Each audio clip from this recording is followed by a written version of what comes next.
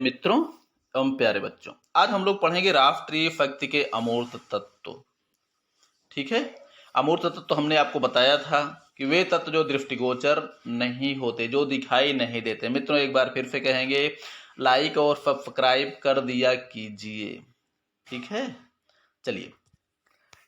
शक्तिशाली अमूर्त तत्व, सॉरी राष्ट्रीय शक्ति के अमूर्त तत्व। जो तत्व दृष्टिगोचर नहीं होते या दिखाई नहीं देते, उन्हें हम अमूर्त तत्व कहते हैं। जिसमें पहला नंबर है विचारधारा एवं विदेश नीति। एक राष्ट्र की क्या विचारधारा है, कैसी विदेश नीति वो अपनाएगा, वो कभी दिखाई नहीं देता। वो सिर्फ जब विदेश नीति लागू हो जाती है तभी वो दिखने लगती है। बाकी मन में क्या है, क्योंकि आपको सत्य है कि एक राष्ट्र विदेश नीति के पीछे उसका राष्ट्रीय हित ही महत्वपूर्ण भूमिका निभाता है। कोई भी विचारधारा, कोई भी विदेश नीति, राष्ट्र का कोई भी कार्य, सबका उद्देश्य होता है अपने राष्ट्रीय हितों की रक्षा करना और उन्हें बनाए रखना या उनको और बढ़ाना। ठीक है, अब एक राष्ट्र को हर प्रकार से शक्तिशाली बनाने की महत्वपूर्ण भूमिका होती है। किसकी? विचारधारा और विदेश नीति की। ये बात सत्य है कि हितों की रक्षा करना राष्ट्र का पूर्ण दायित्व होता है। राष्ट्र जो कुछ भी करता है अपने हितों को ध्यान में रखकर ही करता है। विदेश नीति पर विचारधारा का बहुत अधिक प्रभाव रहता है। एक राष्ट्र विदेश नीति के माध्यम से अपनी विचारधारा का प्रचार करता है। सैन्य शक्ति की स्थापना में विचारधारा एवं विदेश नीति अत्यंत महत्वपूर्ण होती है। विचारधारा का अर्थ होता है विचारों एवं विश्वासों का समुच्चय जो विश्व दर्शन पर आधारित होता है। विचारधारा विदेश नीति के उद्देश्यों पर पर्दा डालने का भी कार्य करती है। बिना अच्छी विचारधारा के कोई भी राष्ट्र अपने लक्ष्य की प्राप्ति नहीं कर सकता।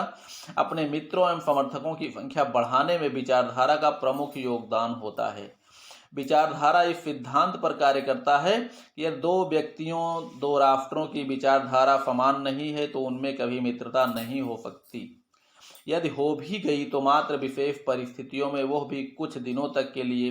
जैसे द्वितीय विश्व युद्ध में अमेरिका और सोवियत संघ एक होकर जर्मनी के विरुद्ध लड़े थे। अब विचारधाराओं में जैसे पूंजीवादी, साम्यवादी, आदर्शवादी, यथार्थवादी, नाजीवादी, फांसीवादी, लोकतंत्र, राजतंत्र आदि प्रमुख है। जैसे आप देखते होंगे राक्षसों की सेना, राक्षसों की ही मदद करेंगे, सज्जन पुरुष सज्जनों की ही न मदद करेंगे। एक तरफ जो धर्म का पक्ष से जो लड़ रहा है, जो धार्मिक प्रवृत्ति का राज्य होगा, धार्मिक प्रवृत्ति के जो लोग होंगे धर्म की रक्षा के लिए लड़ेंगे। जो कुकर्मी राक्षसी प्रवृत्ति के होंगे वो राक्षसी प्रवृत्ति की रक्षा के लिए लड़ेंगे। तो ये सच्चाई है विदेश विचारधारा की। इतिहास साक्षी है। आप देख सकते हैं जैसे भगवान राम ने रावण पे अटैक किया था तो रावण काफी दूर दूर से अपने सभी राक्षसों को बटोर के लाके अपने युद्ध में सम्मिलित किया था, यानी संपूर्ण राक्षसों को इकट्ठा किया था। क्या कोई देवता भी रावण के पक्ष पे लड़ने आया था? बिल्कुल नहीं। जो देवताओं का पक्ष था, अर्थात एक जो धर्म और अधर्म पक्ष होते हैं, तो जो धार्मिक विचारधारा के लोग हैं वो धर्म का पक्ष लेते हैं, जो अधार्मिक या राक्षसी प्रवृत्ति के विचारधारा के लोग हैं वो उनका पक्ष लेते हैं। ये प्रकृति का नियम है, प्राचीन काल से यह व्यवस्था चली आ रही है। ठीक है, आप देख सकते हैं महाभारत के युद्ध में ही आप देख लीजिए, धर्म का पक्ष लेने वाले भगवान थे, पांडवों की ओर से लड़े थे धर्म के पक्ष से। बाकी दुर्योधन की ओर से लड़ने वाले बहुत से धार्मिक लोग या तो किसी वचनों के कारण या किसी मजबूरी में उसकी ओर लड़े थे, लेकिन उनकी इच्छाएं भी थी धर्म की स्थापना हो, इसलिए उन्होंने ना वो क्या बोलते हैं, चाहते हुए भी, क्षमता होते हुए भी उन्होंने अधर्म को विजय नहीं दिलवाई, क्योंकि अपनी मजबूरी तो वो जानते थे। लेकिन अधर्म का सपोर्ट सभी नहीं करते, अधर्म का सपोर्ट केवल अधार्मिक लोग ही करते हैं। तो इसी तरह आप समझ सकते हैं विचारधारा का जो विदेश, जिन दो व्यक्तियों के बीच में अगर विचार मिल रहे हैं, चाहे व्यक्ति हो चाहे राज्य हो, विचार अगर मिल रहे हैं तो उनके बीच में दोस्ती होगी। विचार नहीं मिलते तो दोस्ती नहीं होगी। एक घमंडी व्यक्ति जिसे कोई लाइक नहीं करता, हाँ, अगर दो घमंडी व्यक्ति हैं, दोनों मानते हैं कि दोनों लोग महत्वपूर्ण हैं, दोनों का घमंड जायज है, दोनों बराबर हैं, तो दोनों में दोस्ती हो सकती है। ठीक है, तो उसी तरह जो है राज्यों की स्थिति भी होती है। विचारधारा हमारे व्यवस्था पे, अगर हमारी विचारधारा अच्छी है, हमारे पड़ोसी को अच्छा लग रहा है, तो हमारी विचारधारा को सम्मान देगा और हमारी विचारधारा के आधार पर ही हमको अपने अपने राजनीतिक जीवन में शामिल करेगा। ठीक है, जैसे मान के चलिए विचारधारा के द्वारा ही जो है हम अपने मित्रों की संख्या बढ़ाते हैं। जैसे आप देख सकते हैं इस समय द्वितीय विश्व युद्ध के बाद विश्व में दो विचारधाराएं थी, एक पूंजीवादी और साम्यवादी विचारधारा, जिनका नेतृत्व सोवियत संघ कर रहा था। अब ये बात दूसरी है कि जो फाफीवादी नाजीवादी विचारधारा को चूंकि कोई लाइक नहीं करता था, इसीलिए जो है ये पूंजीवादी और साम्यवादी दोनों मिलकर नाजीवादी विचारधारा के विरुद्ध लड़े थे, नाजीवादी और फाफीवादी विचारधारा के विरुद्ध। लेकिन दोनों का जो आपसी जो विवाद था, नाजीवादी और ये साम्यवादी और पूंजीवादी का जो आपसी विरोध था, वो जो है दृष्टिगोचर युद्ध काल में भी होता रहा और युद्ध के बाद भी होता रहा है, जो शीत युद्ध के रूप में सामने आया। ठीक है, पश्चिमी राष्ट्र पूंजीवादी और ये इधर जो है पूर्वी राष्ट्र साम्यवादी, खास करके जिनका सपोर्ट, जिनका नेतृत्व सोवियत संघ कर रहा था। सोवियत संघ हो गया, इधर जो है क्यूबा हो गया, चाइना हो गया, साम्यवादी कंट्री है, साम्यवादी विचारधारा के हैं। ठीक है, तो उम्मीद करता हूँ ये चीज समझ में आ गया होगा कि राष्ट्रीय शक्ति में विचारधारा और विदेश नीति की भी महत्वपूर्ण भूमिका होती है और हर राष्ट्र की एक विदेश नीति या विचारधारा जरूर होती है। शांति की विचारधारा जैसे हमारे भारत की है, आतंकवादियों की विचारधारा पाकिस्तान जैसे राष्ट्रों की है। ठीक है, चलिए, बनिए वाली विचारधारा ये ब्रिटेन और जो है अमेरिका जैसे राष्ट्रों की है। ठीक है, मुफ्त में कुछ नहीं, हर चीज कीमत के बदले, कीमत दीजिए, सामान आप ले जाइए, चाहे सामान आतंकवादी ही ले जाएं, क्योंकि अमेरिका ने ही आतंकवादियों को भी हथियार बहुत सारा भारी मात्रा में बांटा है। चलिए, दूसरा है राष्ट्रीय चरित्र। यह राष्ट्र के स्वभाव को प्रकट करता है, जैसे गुण या अवगुणों को। व्यक्ति के समान राष्ट्र का भी एक स्वभाव होता है। राष्ट्रीय चरित्र जनता एवं सेना को प्रोत्साहित करता है। किसी विशेष क्षेत्र में विकास हेतु राष्ट्र को अच्छे चरित्र का निर्माण करना चाहिए। जिस प्रकार एक व्यक्ति का अच्छा चरित्र समाज में पसंद किया जाता है, उसी प्रकार एक अच्छे राष्ट्र का अच्छा चरित्र, अच्छा कैरेक्टर अंतर्राष्ट्रीय जगत में भी पसंद किया जाता है। जिस प्रकार भारत के राष्ट्रीय चरित्र में शामिल है सत्य, अहिंसा, शांति प्रियता, अंतर्राष्ट्रीय शांति में सहयोग देना, अच्छी नीतियों को समर्थन देने वाला, संयुक्त राष्ट्र की न्यायिक नीतियों को भी समर्थन देने वाला, ये सब हमारा भारत का स्वभाव है, भारत की नीति है। पाकिस्तान का नाम आते ही एक आतंकवाद का समर्थक, विस्तारवादी राष्ट्र का चेहरा उभर आता है। ठीक है, इधर आप जो है चीन को देख सकते हैं। जैसे चीन है, विस्तारवादी है, पड़ोसियों को तंग करने वाली नीतियां जहां भी है, इसके पास जो 14-15 पड़ोसी हैं, इसके पड़ोस में 12-13-14 कुछ जो भी पड़ोसी हैं, सबके सीमा विवाद पाल के रखा है, सबको परेशान कर रहा है। छल बल कपट युक्त नीतियों वाला राष्ट्र छल बल का ही प्रयोग करके लड़ाई करता है। अचानक आक्रमण करना, जैसे भारत पर किया था, अचानक आक्रमण करके छीन लेना, फिर पीछे हट जाना, दिखावा करना, दुनिया में वही नौटंकी कर रहा है। तो इसी तरह आप देख सकते हैं भारत, पाकिस्तान और चीन में तीनों का कैरेक्टर अलग अलग है। जिसमें देखा जाए तो विश्व में शायद ही कोई ऐसा राष्ट्र होगा जो भारत के कैरेक्टर को नापसंद करता हो। अगर भारत जैसे राष्ट्र के कैरेक्टर को अगर वो नापसंद करता है तो आप समझ सकते हैं ऐसा राष्ट्र जो है या तो आतंकवादियों का सपोर्टर होगा या तो फिर विस्तारवादी नीति को मानने वाला होगा। ठीक है, या तो निहायत स्वार्थी प्रवृत्ति का व्यक्ति होगा, राष्ट्र होगा। ठीक है, तो ये राष्ट्र का एक चरित्र होता है जिसके आधार पर ही, जैसे माना जाता है ना, भारत का राष्ट्रीय चरित्र आप लोग देख सकते हैं, आज से नहीं, ये प्रारंभ से आप देख सकते हैं। हमने कभी किसी पे आक्रमण नहीं किया, बल्कि विदेश से होने वाले आक्रमणों को हमने झेला है, हमारे देश ने झेला है। लेकिन क्योंकि यहाँ पर हर समय जो है संत महात्माओं का देश है, इसलिए शांति प्रियता यहाँ की प्रमुख विचारधारा हमेशा से रही है। धर्म की स्थापना, शांति प्रियता, शरणागतों की रक्षा करना, शरणागतों को शरण देना, ये भगवान राम त्रेता युग में करके चले गए। हाँ, पहला आक्रमण था जब रावण ने मजबूर किया था भगवान राम को अटैक करने के लिए, माता सीता का अपहरण हुआ था। उसी समय एक ही युद्ध हमको आपको देखने को मिलेगा जो हमारे यहाँ के किसी राजा तो नहीं थे, फिलहाल राजकुमार ही कह सकते हैं उस समय भगवान राम को, किसी राजकुमार ने अपनी पत्नी के लिए, अपने व्यक्तिगत स्वार्थ भी नहीं था उसमें, केवल अपने कार्यों को सिद्ध करने के लिए उन्होंने विदेश पर चढ़ाई की थी। ठीक है, या तो फिर एक हनुमान जी को आप कर सकते हैं, उन्होंने जाकर लंका को, विदेश को सीधे जो है खंडहर बना के चले आए थे, ये आप कह सकते हैं। यानी केवल इतिहास में, वेदों पुराणों में केवल एक ही उदाहरण ऐसा है जहां हमारे राष्ट्र ने किसी बाहर कहीं किसी देश पे आक्रमण किया था। बाकी बाहर वाले हमारे यहाँ अंग्रेजों तक, अभी 1945 तक लूट लूट के अंग्रेज जाते रहे हैं। यानी भगवान राम ने भी कहा है ना, दूसरों को लूटना, दूसरों को ठगना पाप ये है, खुद ठगे जाना, खुद लूटना ये खुद लूट जाना ये पाप नहीं है। यानी एक प्रकार से हम लोग धार्मिक प्रवृत्ति के लोग हैं, संत महात्माओं का देश है, जो कि हम लोगों के खून में बसा हुआ है। ठीक है, ये हमारा राष्ट्रीय चरित्र है, हमारा व्यक्तिगत चरित्र है। हम लोग आपस में लड़ते रहे वो ठीक है, व्यक्तिगत मैटर रहा है राज्यों के समय में भी, लेकिन बाहर हमने किसी को तंग नहीं किया। अगला है मनोबल। राष्ट्रीय शक्ति के निर्माण में, एक राष्ट्र के चहुमुखी विकास में, राष्ट्रीय शक्ति के निर्माण में, चतुर्मुखी विकास में मनोबल का विशेष योगदान होता है।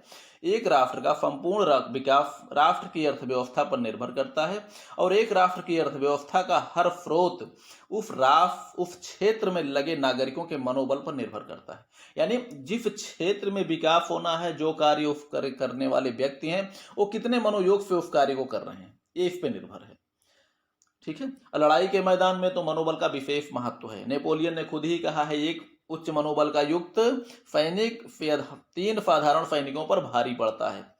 वर्तमान युद्धों में सेना के साथ जनता का भी मनोबल ऊंचा होना चाहिए, और मनोबल से ही राष्ट्र में प्रेम, बलिदान और समर्पण की भावना का जन्म होता है। वर्तमान विज्ञान और तकनीकी विकास के युग में युद्ध काल में भी सैनिक एवं असैनिक सभी युद्धरत रहते हैं, वो भी मनोबल के साथ में, क्योंकि वर्तमान युद्ध में असैनिकों का कार्य सैनिकों से किसी प्रकार भी कम नहीं होता।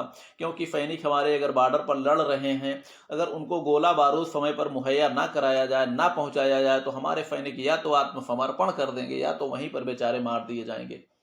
ठीक है, इसलिए मनोबल का विशेष महत्व होता है। अर्थात सैनिकों के पास गोला बारूद खत्म हो उसके पहले आप पहुंचा दीजिए, जिससे उनकी लड़ने की क्षमता बराबर बरकरार रहेगी।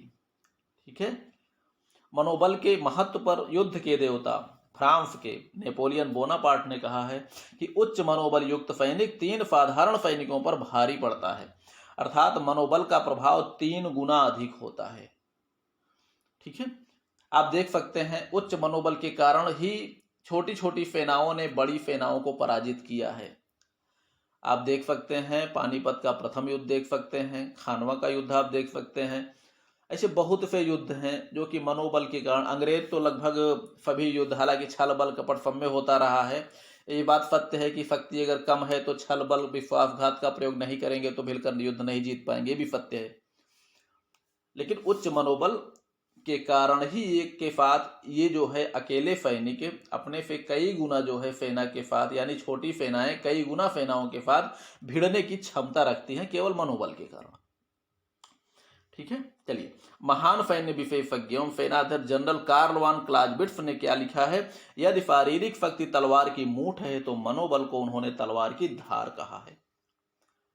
ठीक है, महान यथार्थवादी राजनीतिक मार्गन थाउ ने भी क्या कहा है कि मनोबल के अभाव में राष्ट्रीय शक्ति निर्जीव होकर रह जाती है। अर्थात राष्ट्रीय शक्ति के निर्माण करने वाले लोगों में जो जिम्मेदारी दी गई है पूर्ण मनोबल के साथ करना चाहिए। और ये मनोबल एक ऐसी शक्ति है, ये भी अमूर्त तत्वों में आती है क्योंकि ये भी दिखाई नहीं देती। ठीक है, अगला जो तत्व है वो है नेतृत्व। नेतृत्व का मतलब एक प्रकार से जैसे नेता होता है, नेता आप लोग जानते हैं, सब लोग बिल्कुल जानते हैं। नेता का मतलब क्या होता है, जिस क्षेत्र का नेता होता है, जिस भूभाग का नेता होता है, जिस विधानसभा का होता है, जिस लोकसभा का होता है, उस क्षेत्र की जनता का एक प्रकार से वो नेतृत्व करता है, तो वही नेता है।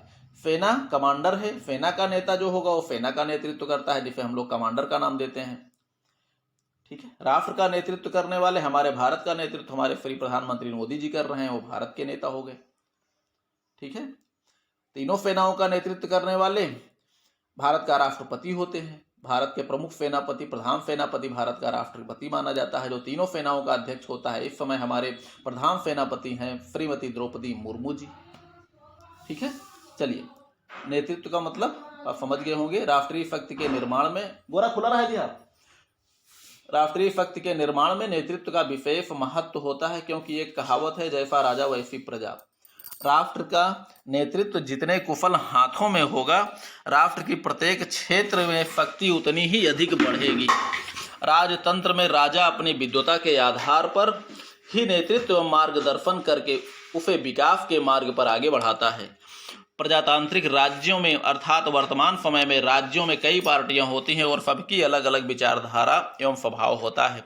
उसी के अनुरूप ही सत्ता प्राप्त करने के बाद राष्ट्राध्यक्ष राष्ट्र का नेतृत्व करता है और जनता भी देख लेती है कि कौन सा नेतृत्व, कौन सी विचारधारा जनता लाइक करती है। उसी के आधार पर जनता भी अपने नेताओं का चुनाव करती है। एक राष्ट्र के विकास हेतु सरकार का स्वभाव राष्ट्र केंद्रित होना चाहिए। ऐसे व्यक्ति शासन में रहें जो राष्ट्र के विकास को सर्वोपरि माने और व्यक्तिगत स्वार्थों से ऊपर रहें। ठीक है, ये नेताओं का स्वभाव होना चाहिए कि राष्ट्र के विकास को सर्वोपरि माने, ना कि अपनी कुर्सी को, ना कि अपने चुनावी सीट को। चुनाव अपने स्थान पर है, लेकिन इसमें राष्ट्र के हितों को दांव पर लगाना ये अच्छी बात नहीं मानी जाती राष्ट्र के विकास के लिए। ठीक है, अगला है कूटनीति। एक राष्ट्र की शक्ति निर्माण में कूटनीति का विशेष महत्व होता है। एक राष्ट्र प्रायः धर्म नीति का प्रदर्शन करता है और कूटनीति जो उनके अपने स्वार्थपूर्ण कार्य करने वाली होती है उसी का प्रयोग करता है। ठीक है, राष्ट्र प्रायः उन्हीं नीतियों को अपनाता है जो राष्ट्र के विकास में सहायक होते हैं। आचार्य कौटिल्य राष्ट्र के विकास के लिए कूटनीति को अधिक महत्व देते थे, क्योंकि कूटनीति एक यथार्थवादी एवं स्वार्थपूर्ण नीति होती है जिसे कोई राष्ट्र छोड़ना नहीं चाहता। कूटनीति किसी विशेष धर्म, किसी धर्म नीति में बंधा न होने के कारण इसमें लाभ अधिक एवं नुकसान कम होता है। राष्ट्रीय शक्ति के विकास के लिए एक राष्ट्र सभी प्रकार की नीतियों का पालन करता है, खास करके यथार्थवादी नीतियों का। मित्रों, यहाँ देखा जाए तो कूटनीति का तो एक प्रकार से इसको हम ये कह सकते हैं, अपने राष्ट्र को महत्व देने वाले, अपने राष्ट्र के हितों के लिए अगर राजनीति में थोड़ा सा यथार्थवाद का अगर मेल मिला दिया जाए, जिससे हो सकता है दूसरे राष्ट्रों का कुछ नुकसान भी हो सकता है। ठीक है, यानी अपने लाभ के लिए यथार्थता की नीति, जैसे हमारा भारत आदर्शवादिता की नीति पर चलता रहा है। हम लोग धर्म के मामले में अपना व्यक्तिगत स्वार्थों को भी नहीं देखते थे, व्यक्तिगत स्वार्थों की भी अवहेलना कर जाते थे, व्यक्तिगत लाभों को भी अवहेलना कर जाते थे। केवल किसको हम राजधर्म मानते थे, किसी को अपना धर्म मानते थे। जैसे इतिहास में बहुत से उदाहरण ऐसे भी हुए हैं जो कि शरणागत को लेकर, चाहे किसी और को लेकर, दूसरों की लड़ाइयों को अपने ऊपर लेकर अपने आप को विनाश को अपने आप को बर्बाद कर लिया। अब राणा हम्मीर को आप देख लीजिए, किसी को इन्होंने भी एक मुस्लिम को शरण देकर अपने राज्य का सर्वनाश करा लिया।